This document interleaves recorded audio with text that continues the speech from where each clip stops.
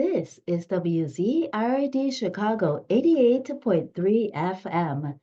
And we have with us at WZRD Solitaire Miles. How are you today, Solitaire? She is Happy New Year. Happy New Year. Solitaire is zooming in from Erie, Pennsylvania. Right, Solitaire? Well, no, actually, we drove back last night. Well, yesterday afternoon when we're back in the suburbs of Chicago. Oh, wow, that's great. That is great. And I think you mentioned yesterday that there was a whiteout condition in downtown. So did you see it? When we were driving in on I-90 to get back home, I think it was about 4 o'clock. Uh-huh. Uh, right there on the Chicago Skyway, it hit us with a really bad whiteout. Wow. Thank God it didn't last all night, though.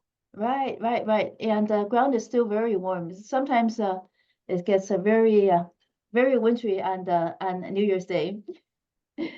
Anyway, Solitaire, you are back, and we are so glad to have you. You have been an artist almost all your life, right? You've listened to your family being artists in their own right, and is that what inspired you to be a vocalist, or is there something even more to that? Well, my grandmother was a singer and a Mm-hmm. music teacher, and actually her brothers and sisters and she had a band. One uncle played the sax, she played piano and sang.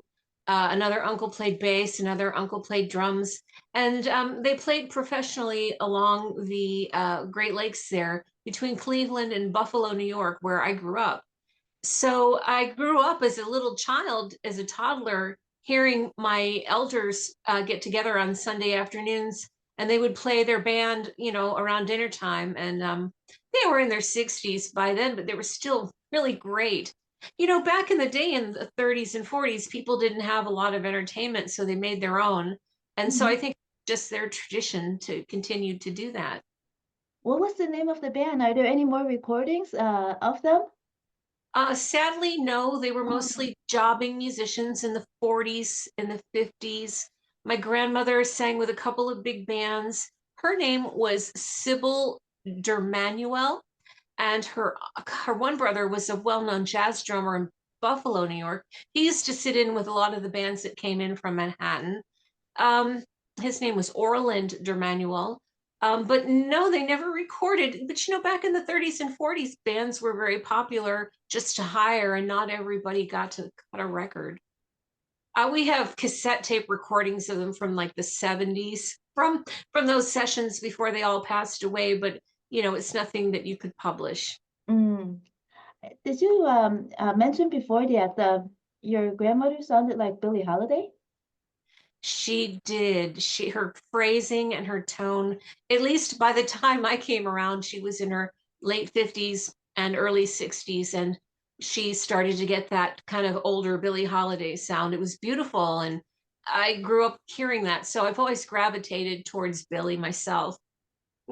When you started singing, did you have some kind of phrasing in mind? Were you imitating Billie Holiday and your grandmother? How did you start out? And when you were young, did you ever, like sing in front of your family? I think so. That's really perceptive of you. But then they put me in school, and I studied singing at DePaul. I moved to Chicago after high school, and I wanted to learn to be an opera singer. So they kind of pounded that out of me at DePaul. Um, but then after graduating from DePaul, I met Johnny Frigo, the swing violinist, and Von Freeman.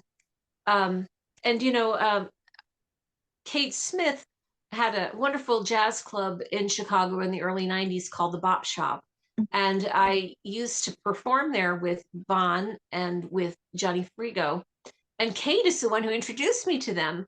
And so they kind of took me back out of my classical training and got me singing jazz again, especially Vaughn. And then I worked with Willie Pickens, who is such a wonderful teacher and mentor, to so many people in the Chicago area. Willie and I worked together for 25 years, and he's a great teacher. I learned so much about phrasing from Willie too. So I came back to the jazz, fortunately. Mhm. after graduating from school. Well, your training as an opera singer must have helped you with the breath and so much else in voice, the space and everything, right? Having enough space and as you sing. I hope so. Well, some people have told me to be less classical over the years, and I've had to take uh, training with pop coaches to sort of mellow out some of the opera sounds.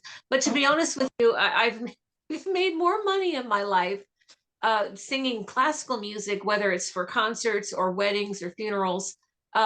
Jobbing doing that than I have jazz, sadly. Jazz is not a big payout, but it is the love of my life. So, Mhm.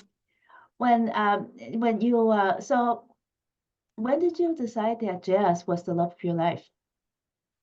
well, I think it's because I grew up with it. And then after graduating from DePaul in the early 90s, living there, and I used to go to a club called Toulouse on Monday nights to hear Johnny Frigo. Mhm. He had a wonderful Monday night open jam.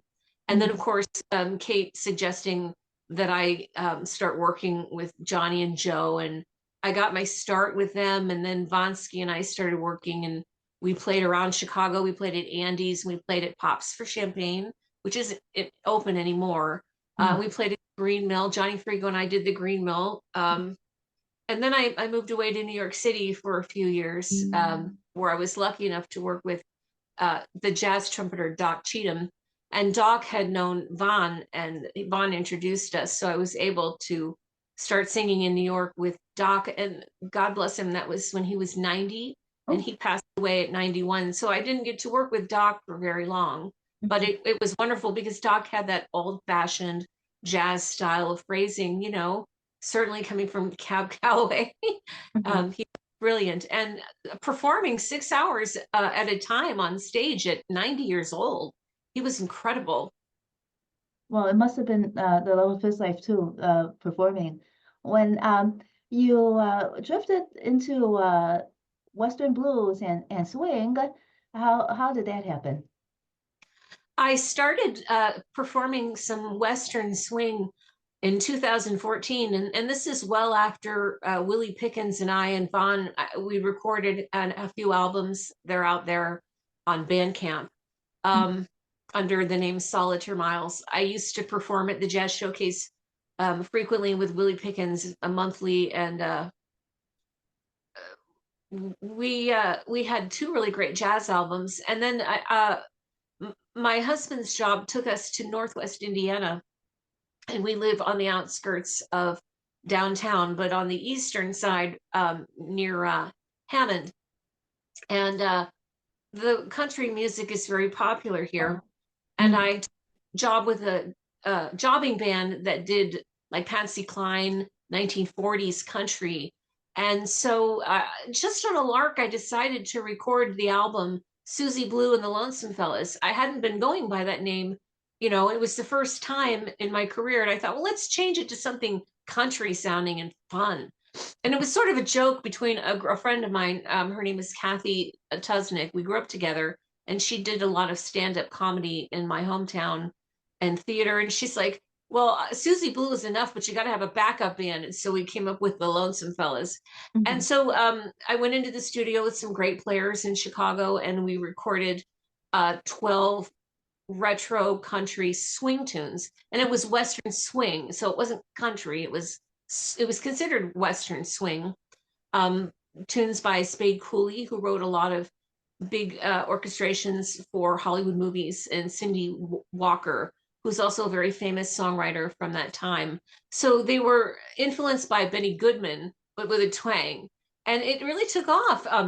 Downbeat gave us 4.5 stars upon its release. And I was like, whoa, I've been working as a jazz singer for over 15 years, and then the Western swing kicked in, and all of a sudden we got a Grammy.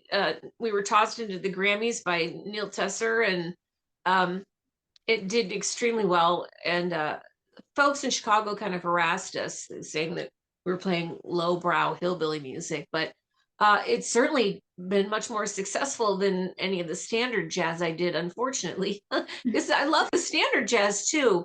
So I've kept the band Susie Blue and the Lonesome Fellas going since 2015, and we had Neil Alger on guitar. We had Stu Rosenberg originally on fiddle, and then we brought in a great fiddler from Austin, Texas. And Eric Schneider, of course, is always our sax man. And, we brought in Howard Levy in 2019 to play on our second album. And Howard crosses over between jazz and roots and blues all the time. He's so brilliant. What an honor to work with him. So it's sort of a combination of, we did the original Western swing, and now we're kind of moving into roots and blues. And our next album will sort of pick up a more of a swing sound again, but without the twang. It seems as if, despite what the Chicago people said, a lot of the jazz artists wanted to work with you as well to get into the Western swing. I think it's because it was different and nobody had done it for a while. There's an infamous band called Asleep at the Wheel, and they've been carrying Western swing for a long time. And I met Ray. He was so kind and welcoming when I joined the Western swing community. And it's quite a large community in the US and across the country. And when you get into, a specialty genre like that, all of a sudden people are buying your records like crazy and playing you on the radio. It was wonderful. And I don't want to lose that. So, I'm working on kind of blending the sounds up a bit. Now, Western swing itself since 2015 is sort of evolved. And whereas in 2015, I found people in Oklahoma and Texas being very snobby about having a saxophone or a trumpet in the band, now those same Western bands are putting them in and becoming jazzier. So I think the Western swing and the jazz or the jazz swing are kind of like becoming more intermeshed again, as they were in the 1940s, like under band leaders Spade Cooley or Cindy Walker. It's not quite so country. And that's really great. I'm glad to have been a part of that progression. Coming from Chicago with a very strong jazz foundation, I think I pulled that in and influenced some of the younger kids that were coming up in Western swing to put more jazz into their sound. So I'm not saying I'm such a great person for doing that, but as musicians move around and get to know each other and are influenced by each other's sounds, it happens. So our next album is actually going to have a French gypsy swing group involved in it. So if you can imagine our Chicago roots sound with Parisian gypsy swing, it's going to be really fun. Wow. Well, you mentioned before that, let's say Western swing is more profitable than jazz. Are you talking about at gigs or in selling albums? Oh, both. But especially selling albums and getting airplay. I mean, our album that Kate handled in 2022, Blue Train, it hit college charts its first week of release, the NACC charts, at number 3. And that was really great. We also hit the Western swing charts at number 1. And we got a mention in Billboard magazine, the Wall Street Journal. So, it's not just around Chicago. It's been carried across the country. Even in California, a lot of the radio stations and in Europe, we have huge support in Great Britain. We get played on the BBC frequently, and they love Western swing in England. And also, there's a wonderful radio station called Dublin FM in Dublin, Ireland, and they love the Western swing and the blues roots music as well. So in Germany, we get played in Germany. It's very popular, in Europe because it's not something that they have. They have lots of regular straight ahead jazz, but this American sound, I think, is kind of unique to them, and they think it's interesting. So did you ever tour or play in clubs in Europe? No, but I'm hoping to Mm, because our next album is going to be recorded with a band from Paris. So I mm, don't know.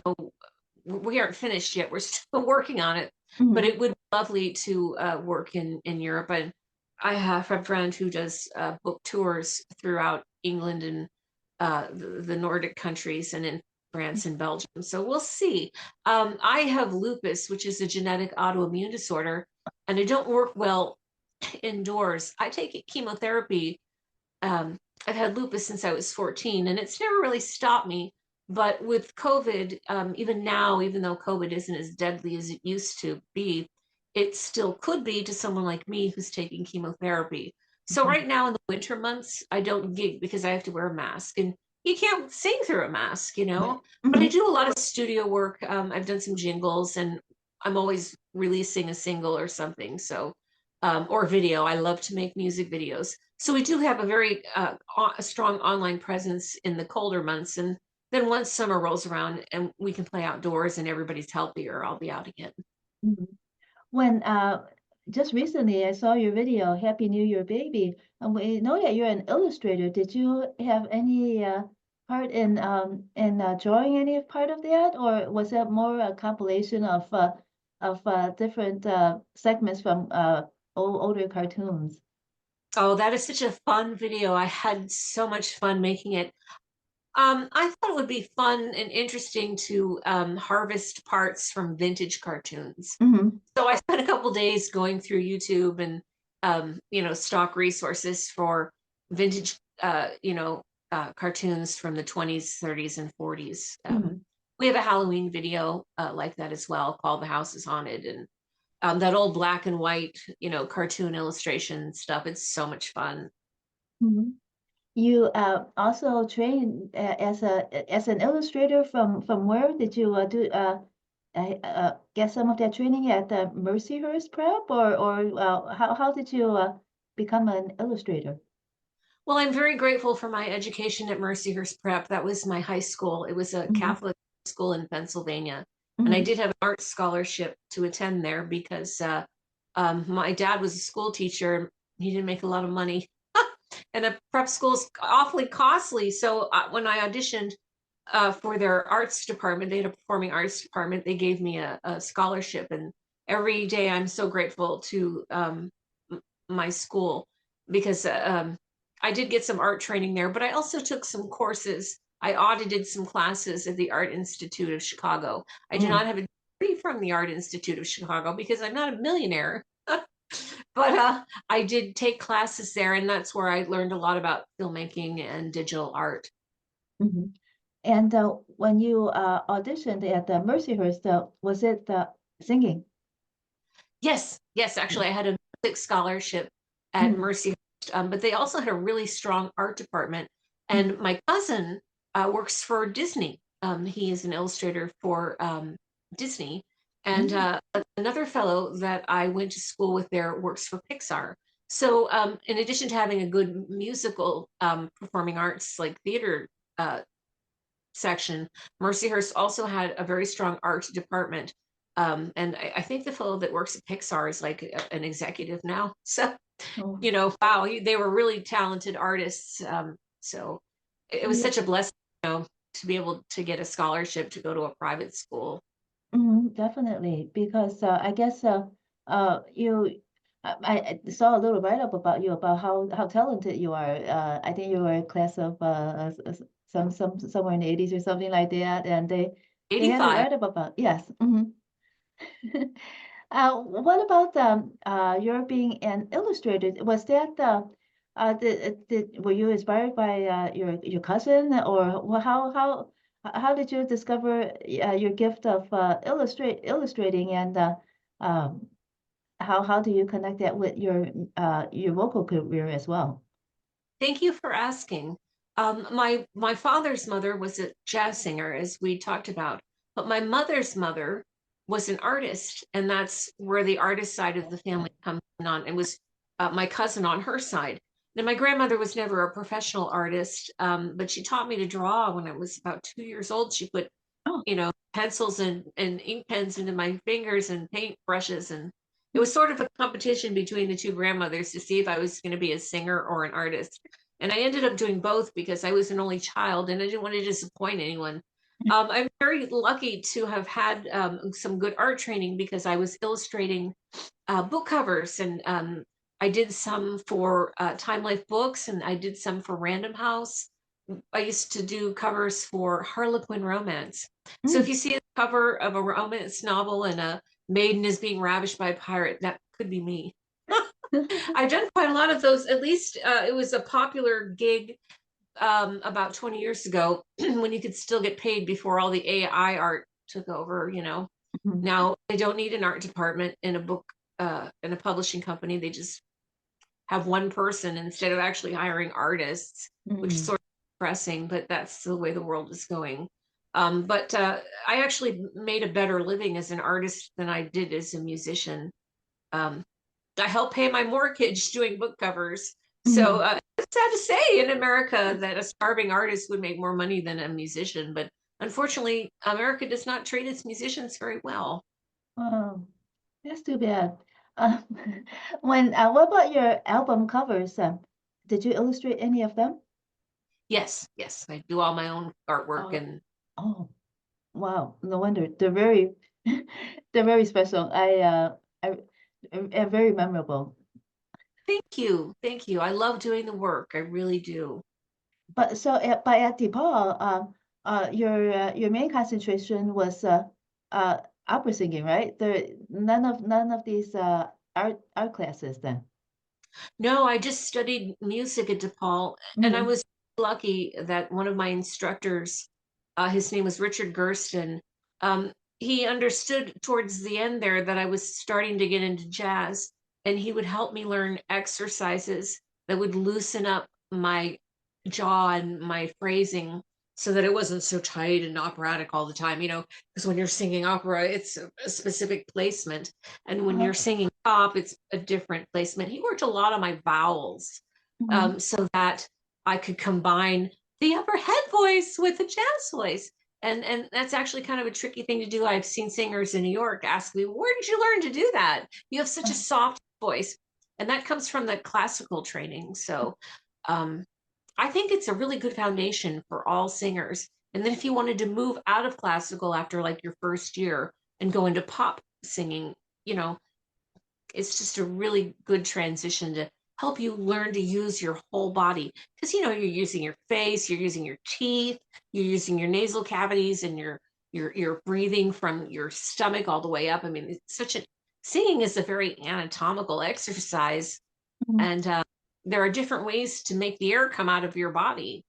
So Mhm. it's important for young singers, I think, to get the foundation of a good classical teacher first, to get like the basics of how to hold the instrument, and then refine it with whatever style that they're going for, whether it's pop or, you know, classical, or if they want it to be like a folk singer or an R&B singer or a jazz singer.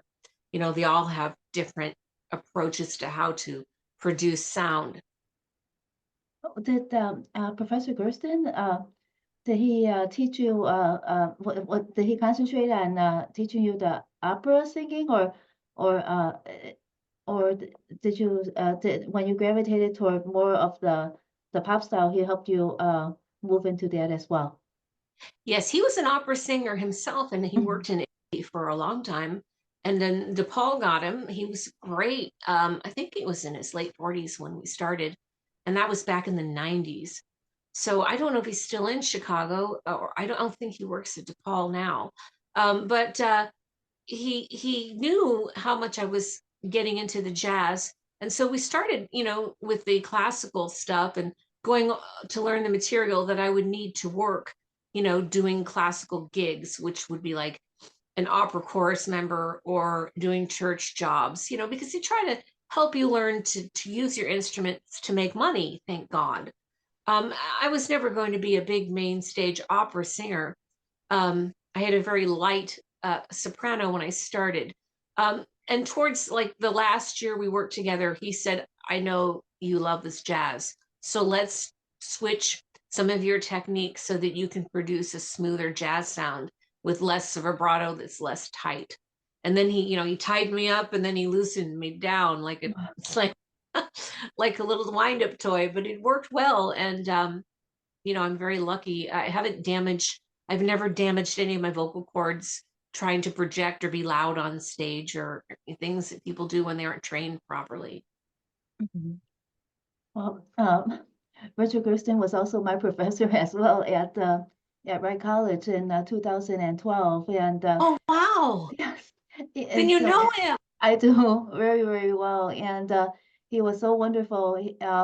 I was in chorus for a couple of years, and then when I thought I would never learn how to breathe, and then in about a couple of months I learned how to breathe, and whenever I had trouble in space like around vowels like the A or the E, I was Hmm. always able to contact him. He's so helpful in even if it's like an email. I can't if I'm not at Wright College anymore, I would be able to email him for advice. So I'll share my his email with you. I don't know if he's still there, but hopefully if you want to contact him or maybe ask for some advice, maybe you could still reach him. Thank you. It's been a long time. I haven't spoken to him since the 90s. Mm. So thank you very much. I'm glad to know that he's still teaching. Yes. He's really good at helping you work on the vowels because, a vowel in an upper note is placed in one thing. In your midsection, you got to place it somewhere else. And then in your lower, same sound, your mouth has to change whether depending on the octave, make Mhm. that properly. And people don't know this. They just think singers make sounds. But we have to learn to play our instruments just Mhm. as much as a musician does. Mhm. Yes, and it's so hard to not damage the voice when you're projecting, and he's very good about helping with that and singing in Yes. the mask. So that's like I think it's like projecting into the face and it's it's just like a mm, uh, frame of mind. You pretend that you're singing into the mask, but that helps the sound goes through, like the go through, something like that.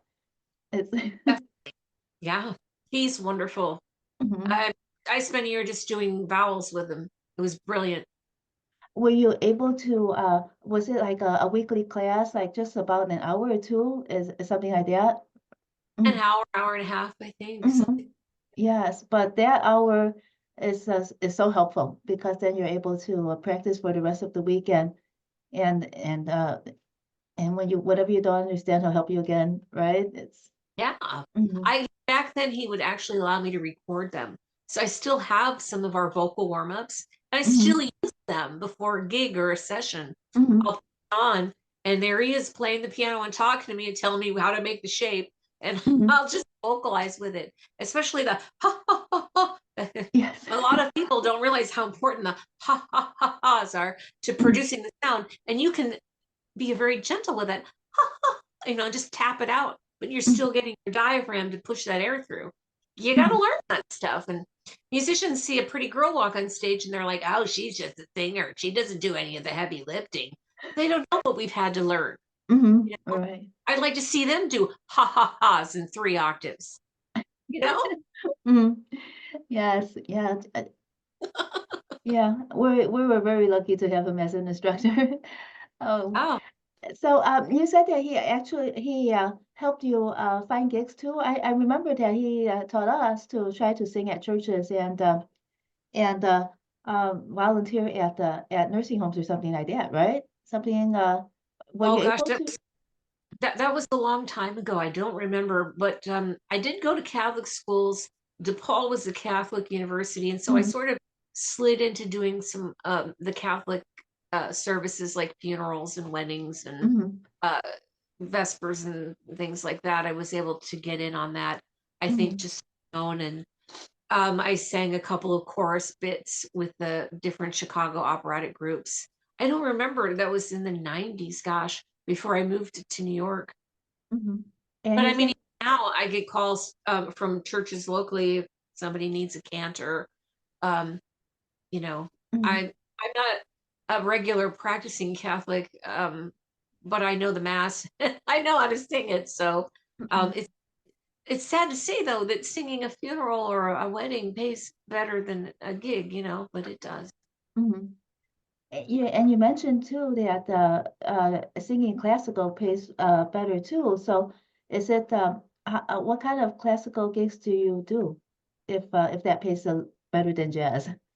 Well, I know, well, the country gigs pay better than jazz. Mm, mm, Uh, all across the board, the country and the blues. Well, the blues not as much, but the country people really respect music and they will pay you what you're worth.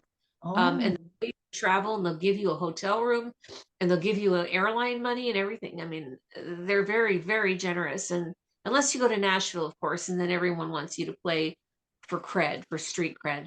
But every gig I've had traveling for the Western swing music, I've always been treated very well. mm, When I was younger, my meat and potatoes was church singing and weddings and just like a lot of jobbing musicians and using the classical stuff. I don't now that I have a regular day job. I work as an illustrator and I'm married. I don't have to be out on the street every day singing. Um, you know, jobbing singing. mm. So I work for a couple of churches. If I can't be at the church performing, I record, and they use some of my recordings Oh, for weddings or funerals. I mm, work locally here in Northwest Indiana. Sometimes someone in Chicago will call me, but Chicago has so many wonderful singers. So mm. When let's see,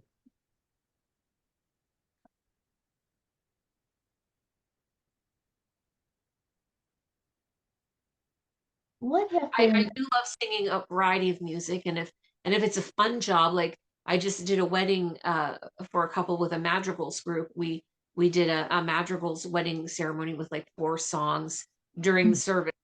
That mm, was beautiful and an honor to be a part of singing, you know, in a madrigal setting. They wanted mm. to like have like a medieval sort of wedding, and so we pulled out some old madrigal songs from the like 15 or 1600s and worked on them. That was Oh. Mm. And when what about the during the holidays? Do you sing during holidays? What like Ave Maria and all that? Do you are you involved in singing for the holidays as well? Because I see that you have that whole set of uh holiday classics that are on your videos. Yes, we just recorded the Boogie Woogie Santa, which has been fabulous. It was so much fun. That got played everywhere. That got played in Germany. That got played in Uh-huh. Finland. It got played in Sweden. It got played in England and Ireland and across the US. It didn't quite hit the charts because I don't think Christmas songs hit the charts. One guy on Sirius FM played it. Um, we pulled it together last minute too because I didn't have a lot of money this year to put up towards Christmas music because we're working on the new album. But Mm-hmm. my band in France, they're like, well, you paid us so much to make the album, we're going to throw this one in for free. Oh. So I got the bass for the Boogie Woogie Santa, and so I took that into the studio, and it was like the end of right after Thanksgiving, and I went to Steve Yates, and I got Jack Gallagher, and who wrote a great arrangement for it, and Eric Schneider, and they put the horns in, and then Steve Yates just mixed it up so perfectly, and then I was able to get a friend of mine in Spain to play Santa. He's an actor, and that's where all the video was shot actually in Spain. And he emailed it to me, and I put the video together, and that was like our big popular thing. I don't really work a lot right now since COVID began Mm-hmm. up close in groups in the winter because I have to wear a mask because I Mm-hmm. take Yeah. care of it. But if I'm up in the balcony, and I'm by myself, I'll do it. Or, like I said, I've done a lot of recording. Um, One of the churches I work with here in Northwest Indiana kindly gave me a Neumann microphone to use so that I can record parts of the Mass or songs like the Ave Maria or whatever. And they Mm-hmm. play them during services, and I don't have to be there. And in exchange, I've got this really beautiful Neumann microphone. So that was a good trade. The church had Mm-hmm. had its own choral group, and then it broke up during COVID. And so I used to sing with them. And so they hired a couple of us or made trades with a couple of us so that they could continue to use the music. So instead of having like a choir of 20 people on stage, now they just play the recording. Mhm. And you know, like I said, I take chemotherapy, so I'm not in large groups in the wintertime. Mhm. When you were singing, gigs and more frequently, how were you able to protect your voice? I know that trying to avoid damaging, well, try avoid singing on the vocal cords, like not putting too much pressure on the vocal cords. But do you have any tips that Professor Gersten teach you about how to protect your voice if you're going to be singing a lot, over the days? Well, you know, he's very good at that in training you how to be gentle with your vocal cords. And Mhm. from what I gleaned from his teachings is, um, and I also had another teacher in Erie, Pennsylvania at Mercyhurst. Mhm. It was a nun. She was my first voice teacher. She taught classical music as well. You know, it's all about the breath Mhm. and bringing the breath up from the diaphragm and out, you know. Mhm. And I think more with classical, if you want to talk about it as a singer, you know, you have your hard palate, which is in the front of the top of your mouth, and your Mhm. soft, which is Yeah. towards your throat. In Mhm. classical music, they want that air to come up and hit the soft palate. And you want to expand the soft palate so that instead of it being flat, it kind of makes like a round dome, like the top of a church. And so Mhm. the sound comes up to the soft palate and then comes out. But it's a more inner sound, it's in your head. And I found that, um, you know, that's not always useful for pop placement, which seems to be more behind the teeth or in the hard palate. But Mhm. if you're not careful, especially with those mid-range notes or higher notes, you can really blow things out. Mhm. And so I've always tried to be mindful of my microphone techniques. And if I want to make something feel like I'm belting, especially if it's in the mid or upper range, I try to keep it more towards the soft palate. And that's something that Richard taught me. Mhm. And we worked on that because you're a lot less likely to do damage with that placement, that classical placement. But you want to be able to still the vibrato because, you know, you don't want to have a tight vibrato when you're singing blues or jazz. So you have to practice too on loosening up the vibrato, making it slower instead of fast and tight. Mhm. So I think over the years I've played with the placement and the speed of the vibrato. And then in my lower range, I let it out behind the teeth. But in my upper range, I always try to keep it back in the soft palate. Mhm. So, and then, you know, learning a straight tone is something that you do for jazz because not a lot of jazz music has a strong vibrato. Western music had a strong vibrato, but jazz, they want a more smooth straight tone, kind of like June Christie, the singer June Christie has a great straight tone. Or blending the straight tone and putting a little bit of vibrato on the end of the phrase, like Billie Holiday would do.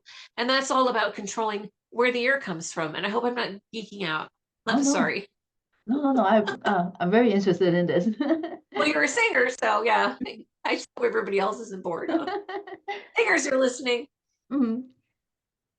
Um, I don't know how much you know about this, but since we're talking about this, Celine Dion, she's been sick, and then of course that affects her her control of her vocal cords. Do you know anything about her condition and how that might affect vocal cords? Did you do it? Were you interested in learning more about that at all? Wow, that's kind of intense that you asked me that because I had a friend that died from the same disease a couple Oh, months ago. oh, I'm so Uh, sorry to hear that. had the same exact disease. She was only 25 or 26 years old, Mhm. and they couldn't save her. Um, and she was a singer. She was a brilliant singer. She Mhm. had an account on TikTok, and they took it down after she died because she was very outspoken about the quality of the medical care she got. She lived in Minnesota, and she was a really great singer. She was in her early 20s when she got the disease, and um, towards the end of her life, she had to wear like a head and neck brace, you Mm, know, just, she was always going stiff. And she'd try to sing, but on a good day she might, but it was never the same as when she was young and healthy. mm, And it's like a neuromuscular thing, and you lose control. And it's very sad. It's very tragic. I'm so sorry to hear that Celine Dion has it. I'm still grieving the loss of my friend who had it. Um, mm, and she was treated by the Mayo Clinic originally, and then somewhere in Minnesota took over when she went into hospice. She mm, had hospice until she passed. mm, She's a beautiful, wonderful girl. Um, there are more people that have it than you know. And it mm, seems like with COVID, if somebody who might have a underlying autoimmune disorder, like I was born with lupus, it runs in my family. Several of my family members have it. Um, you get COVID once and it will worsen any autoimmune disease. Um, and it can bring in other problems. And so you can have a mild COVID infection, but that spike protein from the COVID virus gets into your body and creates inflammation and can trigger an autoimmune response, bringing in diseases like stiff person syndrome or other things like all kinds of horrible things like colitis and MS and um, all because you get COVID. I've had COVID 3 times. I mm, have lupus. I'm on chemotherapy, so I have a very low immunity. And I never had um, diabetes in my life. It doesn't run in my family. And now, after this last COVID infection, they said I have diabetes from COVID because it attacked my pancreas. So, I mm, mean, I'm glad it didn't attack my lungs. I can still sing. But now I'm not on insulin yet. They're working with me on diet and uh, you know, other medications. But COVID, even though you might just get it and it feels like a cold, it can linger in your body. And if you have a weak spot, it goes there. mm, So that's a big reason why I don't perform a lot in the winter. mm, 3 times in the past couple of years I've had it, and now I've got diabetes, and that's not fun, I'll tell you. And my friend didn't have stiff person syndrome until she got COVID. mm, And I'm not saying that you get stiff person syndrome from COVID, but it could have been in her genes. It could have mm, been linked in the background. And then the strong autoimmune response that you have to the COVID virus brings out anything that you might have genetically, mm. or, you know, Right. Yeah, there's I, still I'm so much research to be done. There's mhm, so much that we don't understand, but it seems as if the COVID is affecting a lot of this. When you so right now, of course, you're doing more illustrating and then more making albums. So when you're making albums, you're just more in the studio instead of like in among crowds. So you're able to do that, right? It's easier. I'm It's so lucky. Yeah. Now mhm, that I have this great Neumann microphone that I got for my church, mhm, I was singing. I have a home studio that we set up. We built a little studio, and I've got Pro Tools here. And oh, then, for the heavy lifting, I send all the tracks to Steve Yates in Morton mhm, Grove, Steve Yates Studio.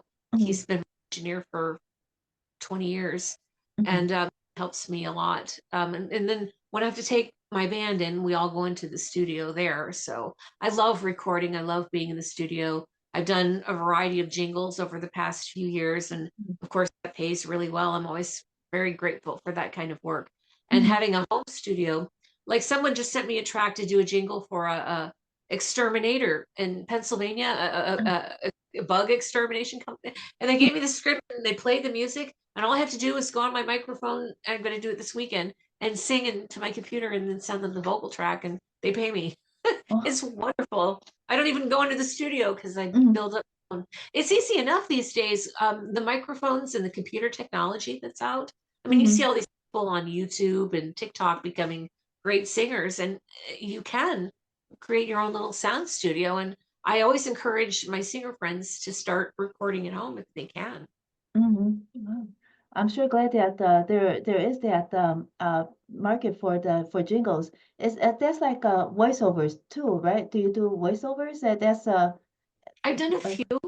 I've done a few for like I did one for some radio, a couple for radio stations. I've done a few for a TV station back home. I mean, that's very competitive work, oh, mhm, especially in Chicago where you have the big jingle studios and the voiceover studios. I mean, you have to like, you know, be somebody's cousin to get into one of those gigs, right? mhm, But I had someone in England ask me to do a voiceover for oh, something, mhm, because they liked the Susie Blue album, and they said, Susie Blue, will you do this in a country western voice? Here's this British person from mhm, Birmingham calling me, and mhm. because they're British and they can't get the country tag.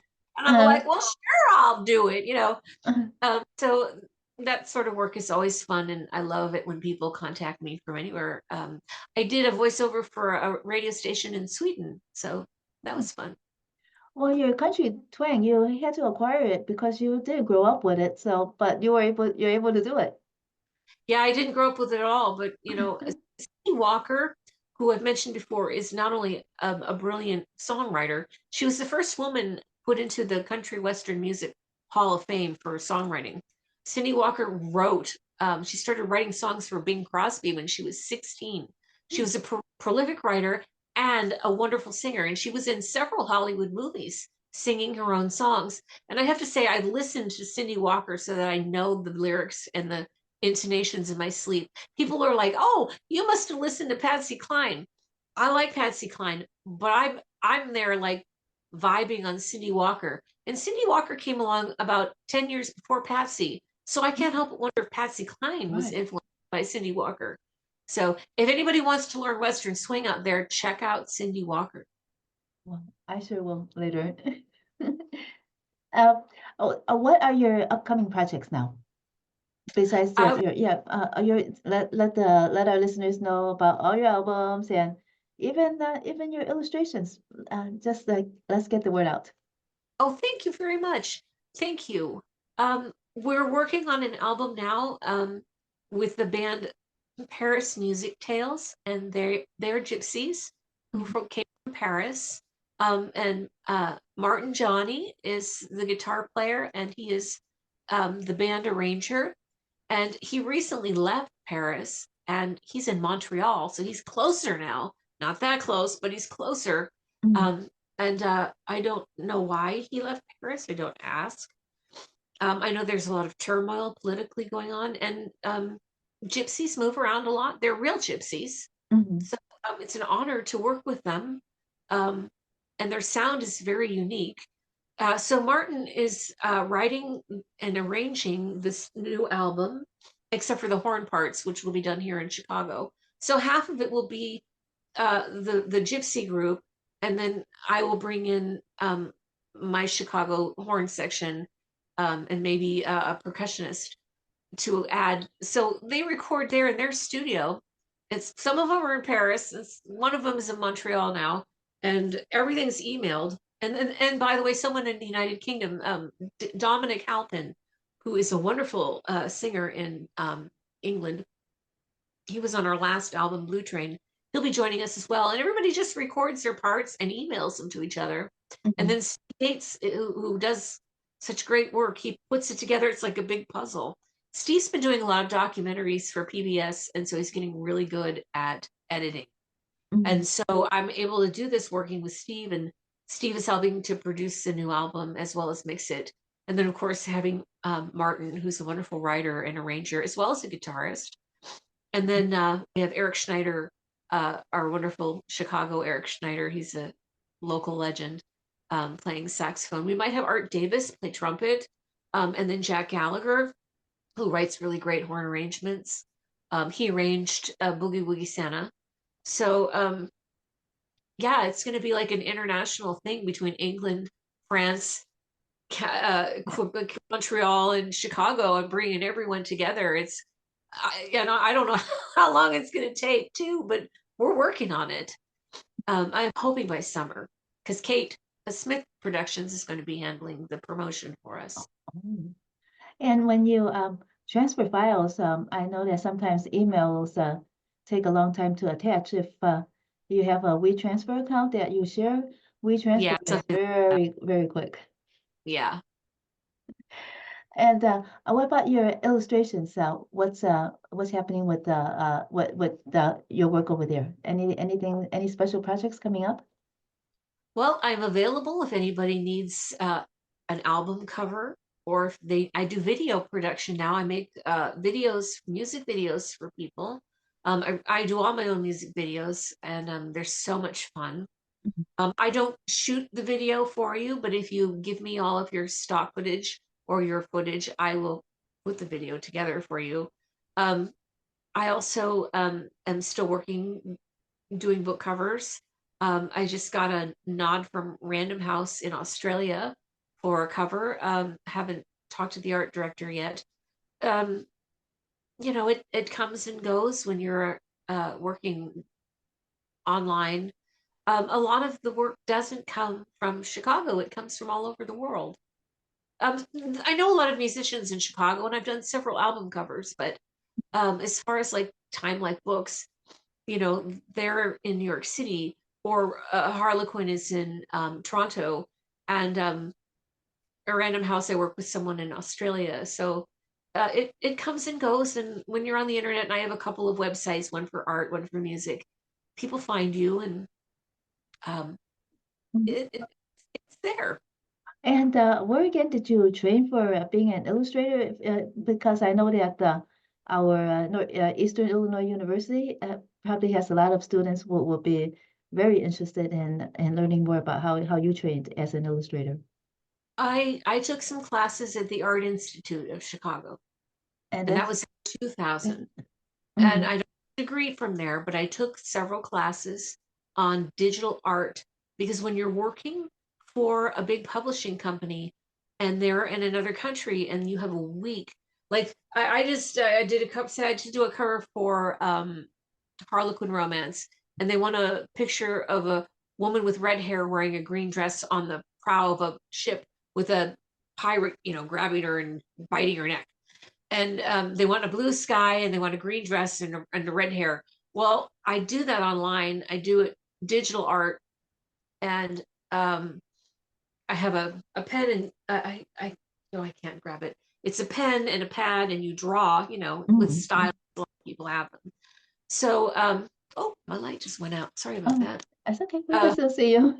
Excuse me, I lost power there. Oh, Anyhow, the work comes, and so they want to work with you digitally, because the art director might change her mind and say, well, I want a blue dress instead of a red dress or a mhm, green dress. And if you were actually painting watercolors or a canvas, that would be very difficult, because you'd have to repaint the whole canvas. But mhm, when you're working digitally, you can just go in and go doot doot doot doot doot, and change the color. So mhm. if there are young artists out there who want to work in publishing and doing book covers and things like that, I would recommend the digital art and working in Photoshop and other programs like Corel. There we go. Sorry. Okay, no, that's very helpful. And when you were young, you said that your grandmother, your maternal grandmother, taught you how to draw.